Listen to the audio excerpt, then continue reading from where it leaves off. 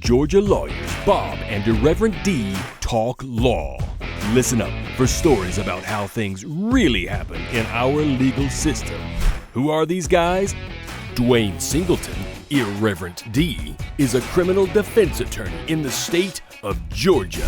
Benjamin O. Benson, aka Bob, is a personal injury attorney in Atlanta.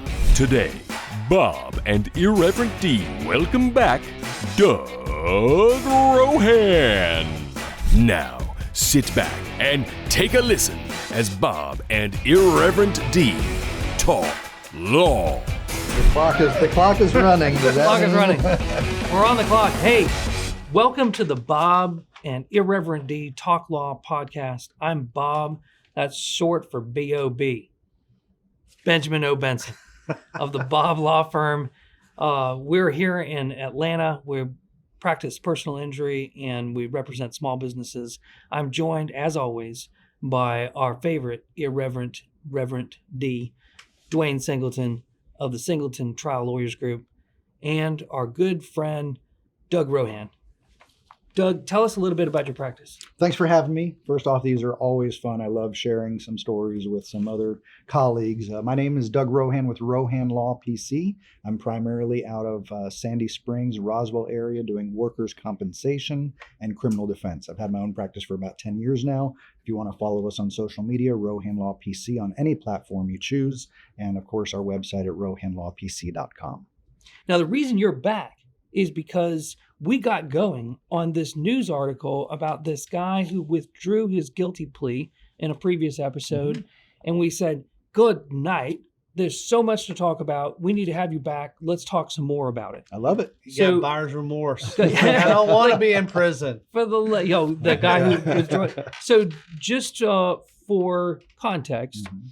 the news article we're talking about is about this guy named Cartasio, who withdrew his guilty plea, or tried to. Mm-hmm. The judge said, no, you can't withdraw your guilty plea. He says, I should be able to because the lawyer that was representing me had some kind of weird, like, financial thing going on with the district attorney who he was after.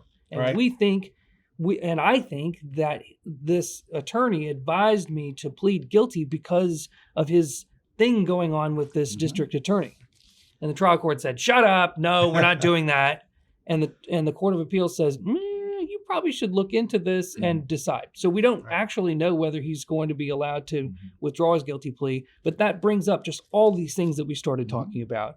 And so, and we talked about withdrawing a guilty plea. Like, what are some, besides the conflict of interest, what are other reasons like that someone would be able to or want to withdraw their guilty plea? One of the things we see most often, and because I do speak Spanish as part of my background, I'm Cuban, even though I look like this, and that's my primary language, is we have a lot of immigration attorneys who look for ways to try to improve the history of the person that's applying. If you have certain convictions on your record, it's a non-starter to even apply. So our firm has developed a substantial part of our practice partnering with immigration attorneys to try to improve that criminal record. So we'll go back to a case that's already been closed, and our job is to do what we call post-conviction relief. And what that means is even after the conviction, we want to find some kind of suitable relief that will put this person back on track to apply for naturalization and citizenship in the U.S. All right, so what you're saying, let's make sure I'm understanding this. You're saying that this guy who's not from here, correct, wants to become from here, correct, get his green card or get citizenship, and some court has to decide whether he can do that. Someone somewhere told him to get to the back of the line, which there is no line. Right. But he's going to try. Right. And he's made a mistake. He's doing it the legal way. He's trying to do it the legal way. Right. And he's made some kind of mistake in his past that right now is an impediment. Right. He's got some kind of conviction, mm-hmm. and he and his immigration lawyer is saying, hey, look, when we get in front of this judge, it's going to look terrible for you. Right. But if you had this conviction. Right. But the problem is most criminal defense attorneys don't take the time to call an immigration attorney to say, hey, is this plea going to mess him up for the rest of his life before he does this? Here's the perfect example, shoplifting. For an American citizen, shoplifting is you slap on the wrist, do a class on theft prevention, pay a restitution, give back the $2 for that stick of gum. Go to And anger management classes. And it's a misdemeanor for the state of Georgia. Immigration, however, treats that as what's called a crime of moral turpitude. Right. You have demonstrated that you're not willing to behave in such a manner that we don't know that you have good character. So even though it's a misdemeanor, and any number of non-immigration attorneys will say, don't worry about it, it's not that big a deal. 10 years later, they find out, oh, this is such a serious crime that you can't even apply to be here legally. That's a problem. That's a big problem. That's a big problem. So what can you do? So in this context of withdrawing a guilty plea, we develop a relationship with the judges and the district attorneys and the solicitors of the various counties. And we basically go back and explain the situation to them, saying, look, I know that legally, we don't have a right legally, we're beyond the time. It took us 10 years to figure out this was a problem, but here we are. And if you want more people here legally, then I need you to maybe work with me to maybe come up with some reason where we can legally articulate to the Georgia Criminal Information Center that the code section that's entered right now is incorrect and should be a different code section. And so I can imagine that there are some judges who are saying, now listen, counsel, Mr. Rohan, you're saying that you want me to help some illegal withdraw his guilty plea when he admitted that he committed a crime just so that I can make him legal? The farther south you get, the more you hear that.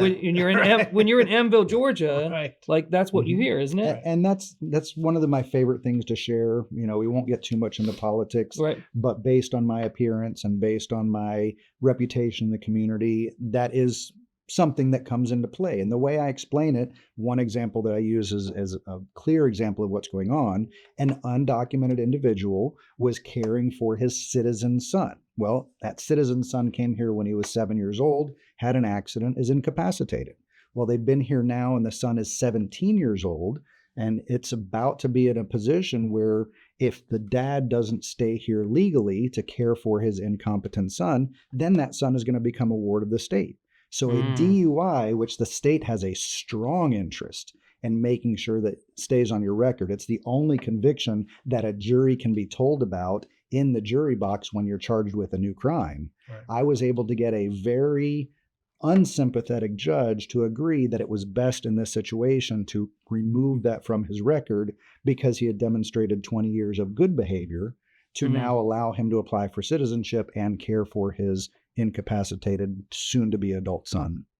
So, Dwayne, like, what do you do if you've got a client that you wonder whether this is going to become a problem for you? I mean, Right. I would guess, I don't want to get into like your conference room with your client, but I would guess you don't like start the conversation by saying, are you here illegally? No, I do. It's on You do? my questionnaire. Oh, Are okay. you a U.S. citizen? Mhm. Because there's so many But that people. doesn't, if they're that- not, that doesn't mean they're not here legally. No, but Yeah, I mean, yeah. there's there's so many people that you just can't tell, right? I mean, Right. I don't know if they're a U.S. citizen or not, Mhm. right? And then the next question is, are you here legally? Oh, Because I see. I do want to know that because I need to know that because it determines how we need to handle their case. And I've got an immigration attorney that I'm pretty good friends with, and I'm in constant communication with them. When I have a plea, like I'm asking, like, is this going to hurt them? And if not, you take it to trial. You at least give it a shot. Right. Right. Because there's more at stake, right? You're talking about their ability to stay in the United States and become a citizen or not. There are some cases that I can't take a plea. If you don't do me the favor of changing the code section, Right. this will absolutely result in the deportation of this DACA person or Yeah. this person here with a green card. Even for legal residents, Yeah. you can lose your legal residency for certain charges.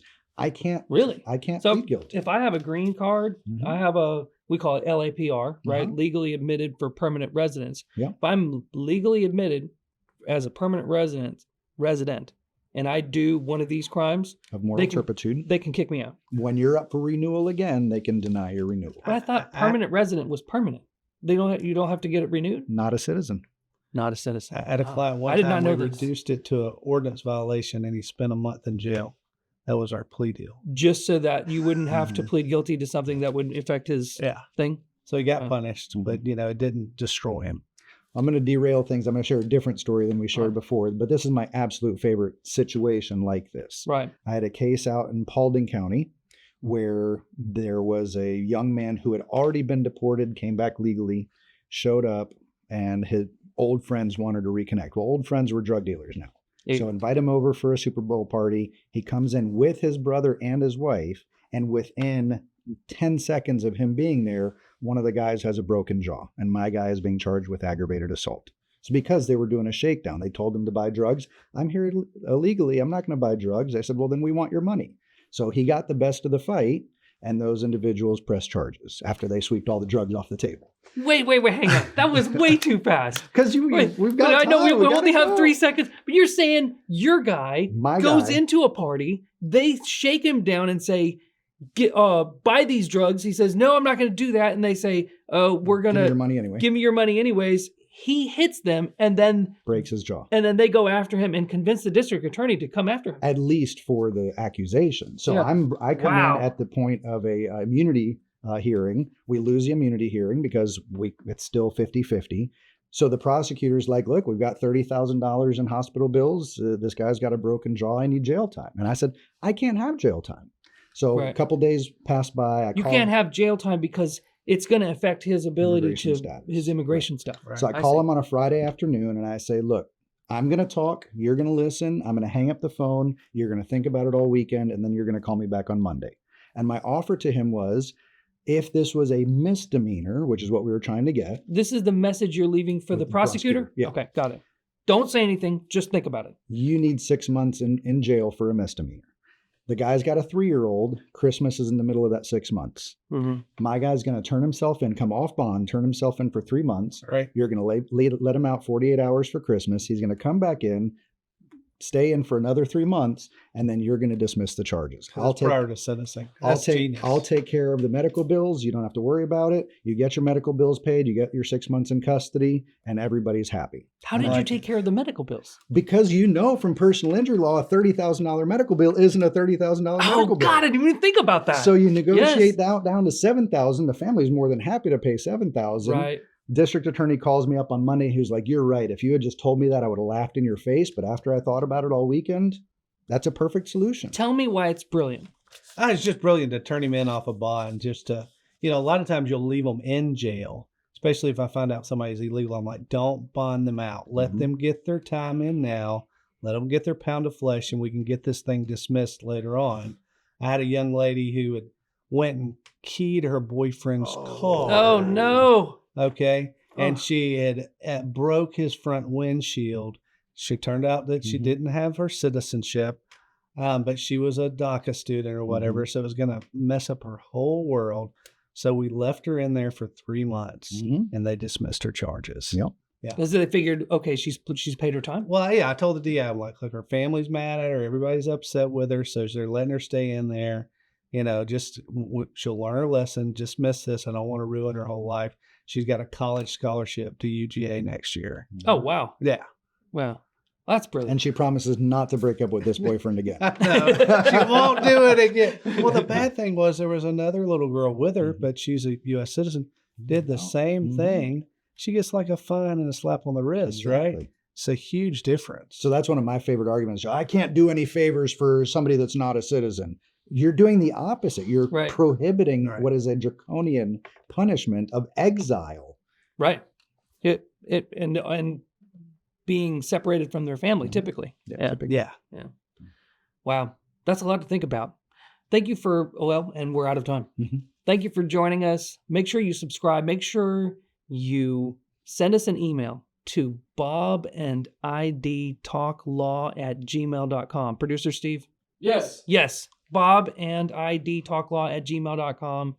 Like us, subscribe. Make sure you check out Doug Rohan, Rohan Law, and make sure you check out the Singleton Trial Lawyers Group. Comment below where you're watching us from. Yeah. Please. Have a nice day. Thanks for listening. Tune in next time when Bob and Irreverent D talk law.